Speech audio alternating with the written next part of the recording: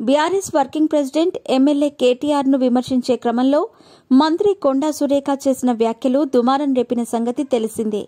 సమంతను ఉద్దేశిస్తూ సురేఖ చేసిన వ్యాఖ్యలను టాలీవుడ్ వర్గాలు మూకుమ్మడిగా ఖండించాయి. ఈ క్రమంలో సూపర్ స్టార్ మహేష్ బాబు కూడా కొండా సురేఖ వ్యాఖ్యలపై స్పందించారు.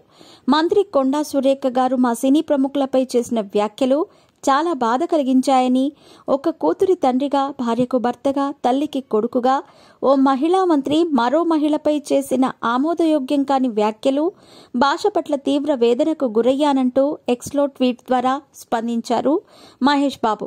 ఎదుటివారి మనోభావాలను దెబ్బతీయనంత వరకు వాక్ స్వేచ్ఛను ఉపయోగించుకోవచ్చని, మీరు చేసిన చౌకబారు మరియు నిరాధారమైన వ్యాఖ్యలను నేను తీవ్రంగా ఖండిస్తున్నానని అన్నారు మహేష్. సినీ వర్గాన్ని సాఫ్ట్ టార్గెట్ గా మార్చుకోవద్దని పబ్లిక్ డొమైన్లోని వ్యక్తులను అభ్యర్థిస్తున్నట్టు ట్వీట్ చేశారు మహేష్ బాబు. మన దేశంలోని మహిళలను మరియు మన సినీ సోదరులను చాలా గౌరవంగా చూడాలని ఎక్స్లో ట్వీట్ చేశారు మహేష్.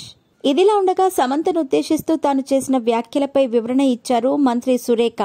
కేటీఆర్ ను విమర్శించే క్రమంలో తాను చేసిన వ్యాఖ్యలను ఉపసంహరించుకుంటున్నట్లు మీడియా ముఖంగా తెలిపారు కొండా సురేఖ.